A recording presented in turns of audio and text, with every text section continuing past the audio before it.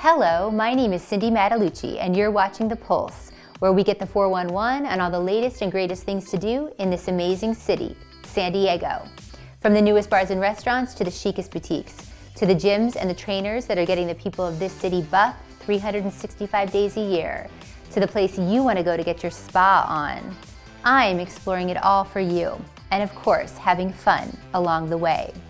So come with me when I put my finger on the pulse of San Diego. This episode of The Pulse was brought to you by Windus Ferndez Brinkkord from Trilogy Financial Services. For all your financial needs, Windus and her team have got you covered. On today's episode, we start our show with an exclusive interview with Montee Tayion Holland, CEO and creator of the Tayion Collection.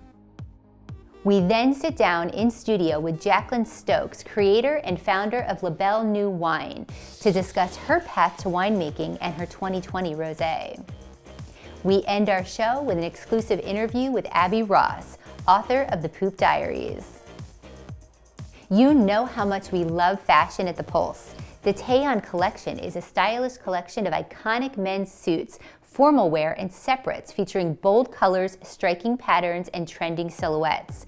We get the scoop on how creator Montee Tayion Holland is creating a fashion empire. Check this out. I have Montee Tayion Holland with me today. How are you? I'm doing well. How are you, Cindy?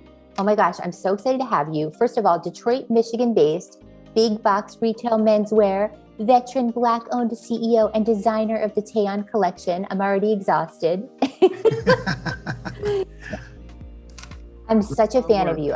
You've had so much success. I want to dive into that. But before we do, I want to talk about your journey kind of leading up to the collection. Okay. Because I know it's been a wild one. So yes. You were military veteran, you became an educator, and then how did you end up in big box retail? Oh, wow. So there's a lot of roads and a lot of different stories I can tell you to get me there. But so I'll give you the quick snapshot. Born and raised Detroit, single mom, 3 sisters and myself. Always had a passion for fashion, had no idea how I would get into the industry. But I just knew I wanted to be in the fashion industry in some way, shape, or form. So I just always kind of buried those feelings in the back of my mind until I was deployed to Korea in the Marine Corps. And while there, I had the opportunity to, when we had time off, shop at these little pop-up shops that were pretty much on every corner that would make things for you. And I just started bringing all these little things I had in my head to life. Little did I know the feedback would be such that I had to keep doing it to make things for people who thought they were cool. And after I left the Marine Corps, went to college, grad school, kept getting that same feedback. So I kept using those contacts and making things for people. So I decided to go to the Magic Show, the largest apparel trade show in Las Vegas, held 2 times a year. And let's just say we did very well there over those 3 days. We sold 7 figures. I have to ask you this too, because it's been 20 years, right? So what are some of your biggest accomplishments and maybe challenges that you've had so far? Quite frankly, just getting started. Once I got started and we went to that show and we sold, what we sold. And, when I told my boss that I was going to leave my very well-paying job to be a designer, he thought I was crazy. But I knew that there was something there because I had, the sales documents to prove it. So that I thought was my biggest milestone initially. But after years of selling specialty stores, the mom and pop stores around the country, and we sold thousands of them, for me to crack into what I call the big box stores, Macy's Men's Warehouse, Nordstrom's Rack, that's been the biggest accomplishment to date, because that's not easily done. And now you're playing with the big boys, Ralph Lauren, Calvin Klein, Tommy Hilfiger, Michael Kors, you name it. You're going to launch your custom suit program too, right? Yeah, we're going to launch a custom suit collection that's going to be under the Men's Warehouse brand. And I think it's going to be an all-door program. So that means it's going to be available in 630 stores. Now, somebody in South Dakota, North Dakota, Minnesota, places that we don't have a lot of penetration or distribution in, can see what we're about. And they can go in and get a Tayion piece for the moments that matter in their lives, weddings, graduations, proms, those types of things. And they can get a taste of what we do. and we can service those customers. That's what I'm all about, servicing the customer and helping them to look good. I know, and I want to talk about the line itself, right? Because you describe it as created for the Renaissance man, which I love. So who is your client, would you say? I mean, talk to us about that and what's his vibe? So I have a couple of taglines. So the one that means the most to me is where the Renaissance man meets the new millennium man. And what I mean by that is this. We've all seen these photos of baseball games in the 1920s and 30s, right? The crowd. If you think about the crowd, they all had on a suit. A lot of them had on a vest, and many of them had on a hat. Very well dressed to go to a baseball game. That was indicative of how men dressed for everything. They went to work in a suit, came home, took that suit off, put on another suit to go do their extracurricular activities. So that era, that bygone era, is what I want to bring back and mix with today's man. So that type of fashion flair mixed with the new age thinking. Well, and your other tagline is get involved, right? Yes. So, and you're very inspirational. I mean, you've got so many things about getting out of your comfort zone. I mean, so many things that you stand behind. Tell us a little bit about that tagline and the get involved aspect. The get involved is my Nike Just Do It. And here's what I mean by that. If you want to lose weight, if you want to start a business, if you want to do anything, you have to do what first? Get involved. You have to start. So I say that, and I don't say that tongue in cheek, I mean it. Get involved. Just get up and start. You can't finish anything that you don't start first. When we're talking about things that are happening right now, I want to keep it real. I've heard from a lot of brands that there's a lot of issues with supply chain, right? Can you talk to us a little bit about how that's maybe affecting you and what you guys are doing? Well, the supply chain issues are affecting everybody in every industry, so that's not lost on me. However, there are some things that, for instance, a brand like mine can do to help thwart that, if you will. Like, for instance, I got dressed, got vaccinated, and got on the plane and went over to the manufacturer. So I just got back from Turkey 2.5 weeks ago. I knew that we were going to be hit with, a supply chain issue. So I said, I get on a plane and go face to face with my factory, talk to them, explain to them that I need this product at a certain time. Can you put me on your production tables a little bit faster? Can you then put it on the plane and get it to me faster? And they said yes. So how I affected my own personal supply chain issues, I got on the plane and I went there and I dealt with them in person. I love that. So you really took it upon yourself to do what you needed to do for your brand, which is amazing. I got involved. You got involved. I love that. I'm going to use that one. So the other thing I wanted to ask you, this is a fun question. If you could dress any celebrity or anyone on the red carpet, is there somebody that you're like dying to get your hands on? I would love to dress somebody like a Jamie Foxx, a Denzel Washington. Those guys are favorites of mine. And I just know that it will really translate with not only them, but with their fans as well. So those types of guys. Now, this next one is going to really throw you for a loop, but I would love to dress like a Ralph Lauren. Here's why. When you dig into his archives and you go back and you look at some of the things he did back in the day, we have some very similar, patterns that we kind of rocked with. I was bugging you about possible women's stuff. So maybe in the future we would. Well, not even the distant future. The next logical step for us is women's wear. So we've already done some beautiful ladies' outerwear pieces, long coats, jackets with peplums, those types of things. But now we have suits and dresses, the female version of what Tayion is. What's the best place to find you to get your fabulous threads? So you can go to my website, which is tayion.com. That's TAYION.com. And you can go to all of my IG and or my Facebook. And that is just simply Tayion Collection. Go buy the stuff from Macy's, Men's Warehouse, all those stores, and take pictures. Send it to me, because you never know. I may send you a tie. I may send you something exclusive. You just never know. I love doing that. And it motivates me every day to do those types of things. Well, and the prices are so good. So go out and get your suit. So I'm so excited. So thank you so much for being here today. It's been an honor to have you. For more information on Montee and the Tayion Collection, and to find out where to get your hands on his fabulous line, you can go to tayion.com. Don't touch that remote because when we come back, we're in studio with Jacylyn Stokes. Hi, I'm Cindy Mattalucci, the creator and host of the Pulse TV show and live stream show. My passion is storytelling through video, and I'm most passionate about telling the stories of local businesses and entrepreneurs to help them connect with their ideal customers. I would like to invite you as a guest on the Pulse so we can tell your story in a fun and hip way. Our television show is broadcast every Thursday at 4 p.m. on Channel 4 and other markets. Our live stream show is live every Friday at 11 a.m. on Facebook, LinkedIn, YouTube, and our website.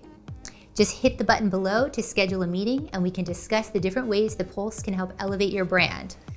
I look forward to creating a buzz around you and your company. We love a good wine here at the Pulse, especially a vintage rosé. We sit down with creator Jacylyn Stokes to discuss how winemaking has always been in her blood. It just took her a while to find her way back to what she was born to do. Watch this. So we have Jacylyn Stokes. She is the creator of Belle Nue Wine, all the way from Lodi. How are you? Hi, morning. So good to see you. We've met on Instagram. Yeah. And first time meeting in person. We did Wine Wednesday. Loving it. So amazing. Yes. So, okay, so we have to talk about Lodi because you came all the way from Lodi, which is fabulous. We love Lodi. It's like the next Napa. Yes. I walked all the way from Lodi to here. I did. It only took you a week. It's fine. But you made it. Well, so Napa, so Lodi is like the new Napa, right? So 85 wineries there. Yes. Right? Yes. Even and more. It's growing. Well, and the thing with Lodi is that we, for so long, were providing wine grapes to Napa Valley wineries. So that's why people, I think, come up with the new Napa because we've kind of helped Napa make their own Zinfandel and other wines because of our grapes, because we have so many. Well, and it's 20% of California's wine production. So there's a stat for you too, which is fabulous. So we are going to go back. We cannot wait. Okay, so I want to dive into your story because it's so inspirational. I love it. It's such a great story. So you are a 4th generation Lodi grape farmer, but your path to what you're doing now was not so straight and narrow. Oh, no. I had no plans of being where I am today. That was not a plan. It was go, travel, live this wanderlust life, do all my things, never come back. That was the game plan. It was never to circle back to this. Well, talk about your family, right? Okay. And what you did, because you have so much history in wine. Yeah. Well, we started as our first ranch ever. My great grandmother started, and it was her maiden name Dawson. So it's our Dawson Ranch. And from there, we started as cattle, and then we moved to wine grapes. Wow. So we moved into wine grapes in the 1920s and just kind of kept expanding with wine grapes and learning how to farm grapes for wine. And that was really my dad's passion, so he kept going with that. And then we are where we are today. And he had one of the first labels in Lodi in the 90s. And so I am not one of the first labels in Lodi. But I took a little after him and I thought, okay, for my 30th birthday, I want to give a present to everyone and I want it to be wine. And I want to kind of show everyone that your passion should be fulfilled and that that's the true gift of having anything meaningful in life, whether it be a profession or a personal choice in life. Yeah. Well, the other thing I wanted to talk to you about is you were in the corporate world. I know you and I have talked about that. Yeah. So, you did some things before you got into this and then you actually went and moved to Dijon. So talk about that a little bit. So I always wanted to go overseas for my master's or my degree for further education. And I was just Googling and I'm more of a innovative style of person. So I wanted an education that was a little unorthodox, even though this was and wasn't. And so that's how I found myself finding a program in Dijon. If I was gonna go study wine, I don't know that I had ever decided I would pick France as the place to do it. But it is the best place to do it. Well, and Burgundy's like known for their wines. Oh yeah. I mean, it ruined me really because I'm just so picky with You're like, I'm so picky. But I mean, it must have been, how long were you there for? I was there for 2 years. Wow. Yeah, and it was great. Parlez-vous français? I know. But I mean, I did it to get by, right? I heard it a lot. It was really great to learn how you can pronounce the French labels. So it's a different language sometimes when you're reading wines from all over the world. Well, and you got an MBA, right? Yes, I did. In wine and spirits, which is amazing. So then you came back to Lodi to pursue your dream. Yes. I want to talk about the muse for this, right? Tell us about the inspiration behind the brand. Yeah. So the inspiration originally came from my dad and I were going to a trade show, and we were on a plane together, and he was sorting through his creative, what you would call a Pinterest 20 years ago. And I had seen different ideas that he had, because he's an innovator and a creator. And I saw an idea he had of doing like a silhouette shaped female on a bottle. And I thought, oh, I kind of love this. And then I thought to myself, what's the symbolism behind this? Because I wanted a brand that people could connect to, as opposed to just having a bottle of wine that tasted yummy. And I'm a big quote person. Quotes inspire me. So on my Instagram, I try to do lots of quotes and inspiring stuff. So the muse is really just about being your truest self, unapologetically, loving who you are, showing that to the world, and not being afraid. We are showcasing your 2020 rosé. So let's talk a little bit about this, because I know you're very boutique and small batch production, which is great. So talk to me about the production and about the wine itself. Yeah, so we actually are bottling the 2021 vintage today.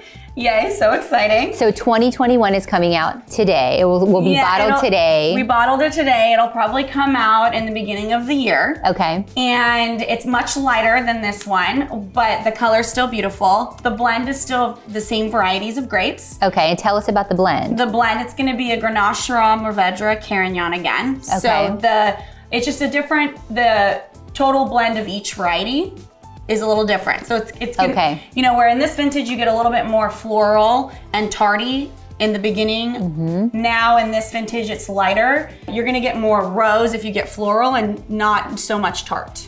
Because the strawberry is when I yeah, you'll still get a little bit of strawberry in this current one. This new one is a little bit more, it's a little bit more simple in the sense that people thought this one went down fast. Okay. Hey, there's nothing like a rosé going down fast. Well, and rosé, I feel like right now is like the craze. Everybody loves. Everybody's like obsessed with rosé. Yeah. What I'm excited about too is you were only shipping in certain areas, but now you're shipping into a lot of places. Mm-hmm. So tell us, California, obviously. All the West Coast. So California, Oregon, Washington. Okay. And I lived in Seattle for 10 years. So when I first came up with the brand, I thought, I want to share this with my friends. That's the whole point of doing this. So I got my shipping license in Washington, and then we also ship to Florida and Minnesota. Oh my gosh, I love that. Okay, and then go to the website. And this is only $22 a bottle, you guys, which is my lucky number. Okay, so let's talk about the promo code though, because you have been so gracious, because we're gonna do some holiday expedited shipping, right? Yes. So tell us about that. So the promo code is La Belle Noël, and it's gonna be free expedited shipping on any bottle purchases. So if you go online and you just make sure to put that coupon in, and it'll automatically generate free shipping, and the free shipping being anywhere from 2 to 3 days. Wow, so it's exclusive, you guys. Okay, so we talked about the vintage coming up, right? New bottle though. Yeah. We didn't talk about that. Yeah, no, I know. I guess I had to change it up because I'm not doing a new variety quite yet. Okay. So I'm doing screw caps instead of cork closure. Okay. Which is way easier, because I think what happens sometimes we go places and we don't have a bottle opener. I know how that is. And that can't stop us from drinking wine. Unless you're professional and travel with one, like me. And then I changed actually the bottle. So instead of doing this style bottle, which is burgundy, okay, I'm doing a Bordeaux style, which is more of a straight. And then I heard a little rumor that you might be doing a red blend. Oh yes, ma'am. That's my dad. My dad actually gave me the idea, but really he's like, this is what you're gonna do. And this is what you're gonna call it, and this is how it's gonna be. Oh my God, I'm so excited. I love that he gives you the advice though. That's so cool to have somebody in the industry. And your dad too. Yeah, it is really cool. It's fun. Okay, so while I have you, I know we're gonna go, but I wanna ask you one more question, because you're so inspirational and you took that leap to entrepreneurship, which is not easy to do. So first of all, what have you kind of learned as an entrepreneur, and what advice would you give to somebody that wants to be an entrepreneur, but they haven't taken that leap yet? I would just do it. I think nobody's gonna tell you, nobody's gonna push you, nobody's gonna say you need to do this in the morning when you wake up. You're not gonna be, everything you do, you have to motivate yourself to do. Mm-hmm. And I think there's so many creative minds out there, so I would say just do it and not be afraid to do it. That's why the whole brand is what it is. Because I think there's so much fear around doing things, and it's the most fulfilling thing you'll ever do for yourself. Because instead of working for someone else, you get to show yourself what you can do for you. Yep. And it's not easy to do that. I remember that, taking that leap from the corporate world for me, it was really scary, but I just was like, I gotta jump in. I feel like if you don't take that jump and you don't do it 100%, you can't really get to where you want to get to. And it's hard. It's really just hard. Keep going. You know, remember why you're doing it. Remember and if you your can't why. Remember why. Yep. Then you'll stop. I love that. Okay, well, congratulations on everything. I'm so excited. So where can everybody find you? Website, Instagram? Right now, website is the best way, and I do direct shipping, especially right now. And then I will be coming into new restaurants here shortly. And once I do, I will have a list on my website of where we are being sold in restaurants. Yep. No grocery stores yet. That'll happen eventually, but right now I just want to have it be an experience for people where they can go out and enjoy and celebrate. Oh, and you will see her in San Diego because she's going to some places while she's here. So stay tuned for that. That's the game plan, yes. Well, thank you so much. So LaBelleNueWine.com, you guys follow her on Instagram. We'll have everything on the website as well. And I just want to say congratulations to you. Cheers. Thank you. Thanks for coming. Thanks for having me. For more information on Jacylyn and to purchase the rosé, you can go to LaBelleNueWine.com. Be sure to use our promo code LaBelleNoel when you purchase online to receive free expedited holiday shipping for 6 bottles or more. We had the opportunity to speak with first-time author Abby Ross about her #1 best-selling book, The Poop Diaries. This features stories from plumbers about their greatest hit service calls and the oddest, most interesting people that they have met.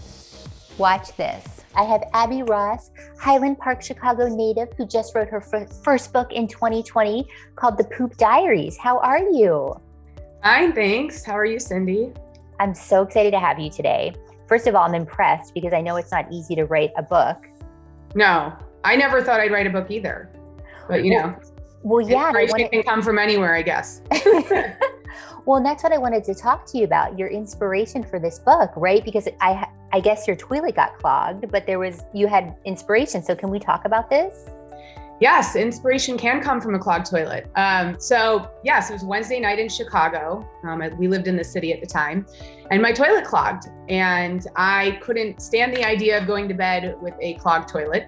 So about 8 o'clock at night, I called a plumber, and his name was John. And John came over and he fixed the toilet in 15 minutes. But he was very chatty and he just didn't want to leave my kitchen. So he leaned back against the counter, was chatting away. So I asked him, I'm like, hey, what are your best 5 stories? Your service calls that you remember the most, the craziest people you met.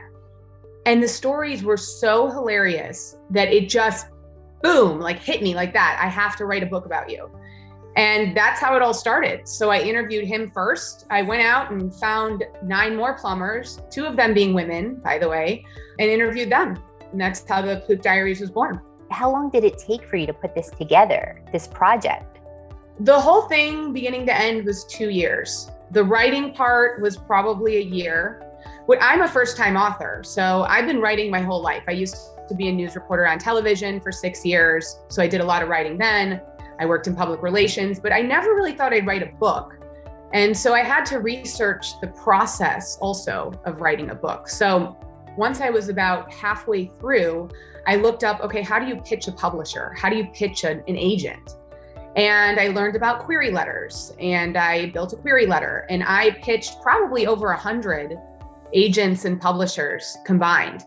And one publishing house, Black Rose Writing, in Texas, they said yes, they're an independent publishing house. And I signed the contract, and that was that. That's exciting. Well, and congratulations too, right? Because it went on to become a #1 bestseller, and you've got hundreds of positive reviews. I mean, people are just talking so much about it. So congratulations on that. And I wanted to ask you, what can people expect from this book? Because I know you were saying the stories are so funny. What can we expect? I think it's definitely in the comedy arena, but it's not all about poop. It's really more about humanity than poop. Plumbers really see people in their most vulnerable, raw moments. And people, for some reason, inherently trust plumbers to the point where they'll get naked in front of them. One of my plumbers had to fix a shower drain, and the guy refused to get out of the shower while the plumber fixed the drain. But the book itself is about people, and it's not all comedy either. Like this woman who, she was on food stamps, and she could only afford so much to buy in a very small amount of sugar each week. Wow. And the plumber came to help her, and she baked him a pie using all the sugar for the week. It's not all poop and disgustingness. There's a lot of heartfelt stories as well. And each chapter opens with the plumber describing how they got into plumbing. Well, and I love that you were talking about women too, being plumbers. I think that's like amazing because we don't always think about that. But your favorite part of the book, I heard it was maybe Carissa. Is that true? Yes, I love Carissa. Carissa owns her own plumbing company in Canada.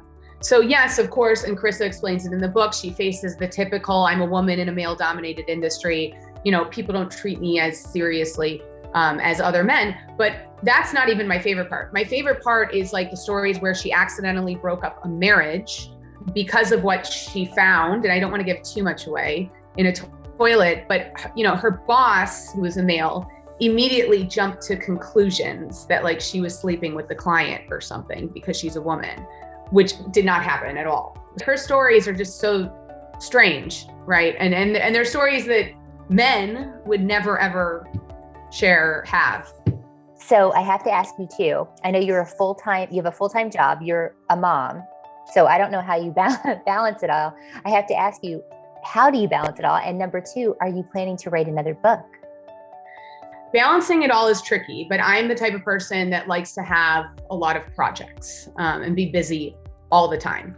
Yes, I'm with my kids when they come home from school, and I work definitely, 8-9 hours a day. And then what I would do with the book is I would write at night. So my kids would go to bed at like 8, and I'd write at night with a glass of sake by my side. On the weekends as well, I would write. I would take a few hours every day to write and do interviews. Yes, when I have time again, I'm currently enrolled in a Cornell program and my full-time job, and I'm a certified fitness instructor and a mom. So I don't have the time to write a second book like today, but I already have the concept. I already know what I want to write about. Any final thoughts? Any final thoughts? I would say the next time you call a plumber, make sure to look in your cabinets. Make sure you clear out any embarrassing items or anything personal. And remember, you don't know the plumber that well. I think it's important to keep that in mind. But most importantly, make sure to say thank you. I think that plumbers are unsung heroes, and there are countries who don't have good plumbing. And, I think that it's one of those things that people don't really realize how important it is and how valuable a good plumber is until something goes wrong. So show gratitude towards your plumbers. I love that. And people can find the book on Amazon.com if they want to purchase the book. I love it. Well, thank you so much for being with us today. It was an honor to have you on the show, and I can't wait to see what's in store for you next. Thank you. I appreciate being on. To purchase this book, you can go to Amazon.com. For more of these stories, head on over to the website, thepulsesd.com. Make sure you're following us on social media for all the behind-the-scenes fun at The Pulse SD. That's going to do it for today's episode. We'll see you next time when we put our finger on the pulse of San Diego.